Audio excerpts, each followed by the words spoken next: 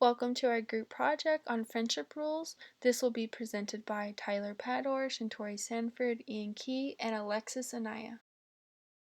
Rule number one would be show support. When showing support to your friends, it is not just you being there for them or hugging them.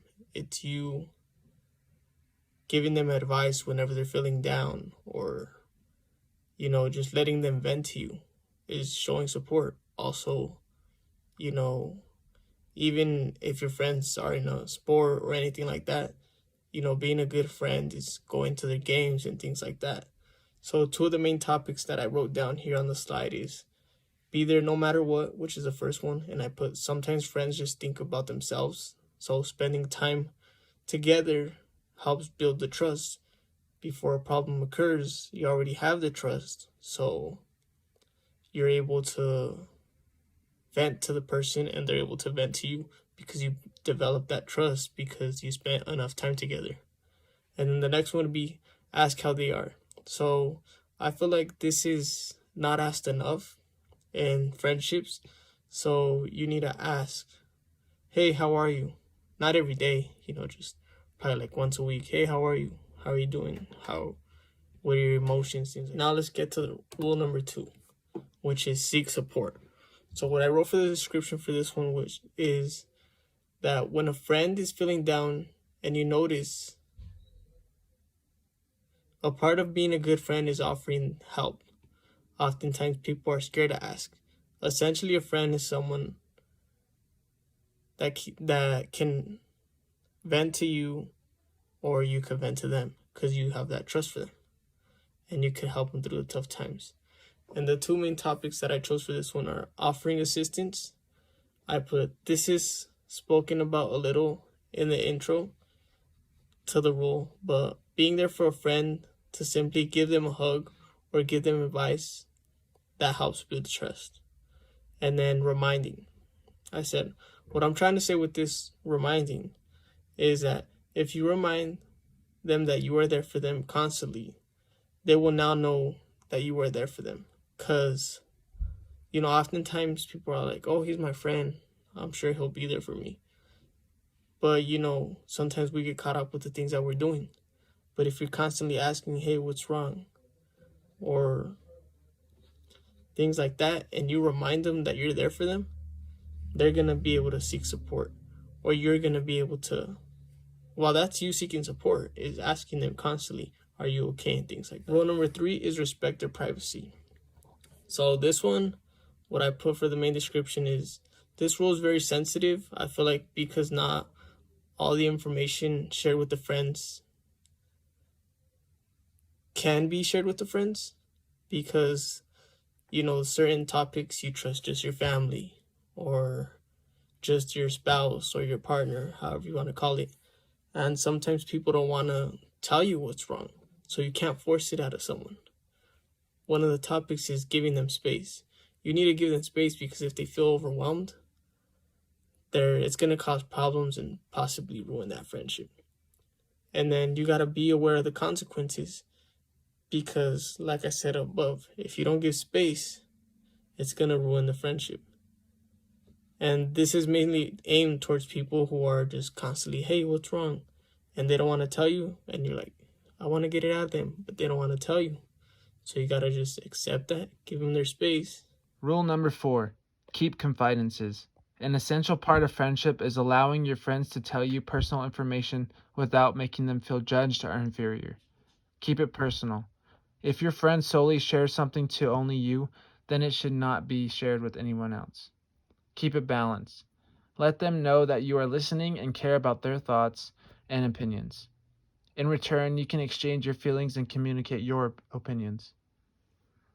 Be accepting. Everyone has their struggles and own problems, but being a good friend is letting them know that they aren't alone and you accept them for who they are. Rule number 5, defend your friends. Your friends depend on you to defend them, whether it's online, in person, or behind their back. A key aspect to defending your friends is to set out for the best possible outcome for the both of you. Following these steps can help control a situation and address the problem effectively. 1. Manage your tone of voice. 2. Do not let your emotions get the best of you. 3. Point out exactly what it is you don't agree with. 4. Pick what form of resolution best suits the situation. Rule number 6. Avoid public criticism. It is okay to have differences or disagree with a friend, but it is never okay to make fun of them, especially in front of somebody else. Pull your friend aside or wait until you are alone to tell them what is bothering you. Never discuss traits that are uncontrollable. These can include height, weight, ethnicity, financial status, etc. Have empathy and consideration for your friends' feelings, and think about what power your words could have. So, on to Rule 7, which is to make your friends happy. Essentially, it's pretty self explanatory. You have to do what can be done to make friends feel good and upbeat. And this can be achieved through optimistic, assuring, cheerful, and other forms of positive communication. Maybe complimenting some of their positive attributes, reasons that you are friends, and things like that. Additionally, you'll want to perform unsolicited, altruistic favors and actions, essentially uncalled for favors, like you buy them food when you go out for lunch, um, you get them a gift that you saw in the store that makes you think about them, things like that. Things that aren't necessarily intended to be repaid, but in a way, because of the nature of friendship, they likely will be repaid at some point. Also, you want to keep friends in the social loop and have fun doing various activities with them. This is pretty self-explanatory for friendship as well. If you want to maintain a friend and you want to keep them happy with your friendship, you need to um, do whatever you guys like to do. Go on a hike, go see a movie, and other things like that. So another really important thing is to find shared interests. Now, this won't come easy in a lot of friendships, but you need to have things in common that you can get together and just talk about. Maybe it's a show. You're like, oh my gosh, did you see the new episode of that show? And certain things like that. And of course, follow the other friendship rules that we have already discussed and that we're going to continue to discuss. So that brings us to it helping to accomplish Rule 8. So, Rule 8 is to manage jealousy. Friendships are embedded in the wider relational context of group interaction and networks. As a result, jealousy is possible within friendships. And this is supported by a study from um, doctors Parker, Cruz, and Akins in their article titled When Friends Have Other Friends. So, bringing it back to Rule 7, keeping friends happy can eliminate and manage jealousy. It's important to keep your friends happy, follow Rule 7. It's important to balance your social time. Kind of like, again, with Rule 7, you want to make sure you're keeping your friends in the social loop, doing certain activities with them pretty regularly. You want to remind friends of their value. Once again, goes back to Rule 7. Remind them of the reasons you're friends, what makes you like them. And then finally, and most importantly, this usually goes without saying, you have to understand and accept that friends have other friends, maybe even more important ones than yourself. Rule number 9 is sharing humor. So, sharing a laugh can draw two people together to create an unbreakable bond, and there's numerous benefits associated with sharing humor. Starting with social benefits, we have strengthening your relationship, which goes hand in hand with talking more openly. You and your friends start your conversation, and over time, you feel like you can trust them and you start telling them personal information. And eventually, over time, your relationship is going to become stronger. Next, we have reducing tension. So, say you and your friend had an argument and you don't really know how to start your conversation. Maybe you say a little inside joke that only you two know, and it kind of sparks the beginning of your conversation that can eventually lead to you fixing whatever argument you had before.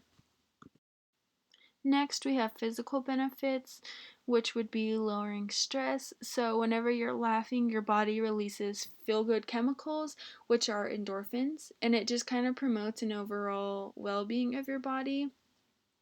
And whenever you're laughing, your body relaxes without you actually acknowledging it. Our bodies can boost our own immune system with laughing because we'll naturally start producing immune cells. and antibodies that will help fight against infections.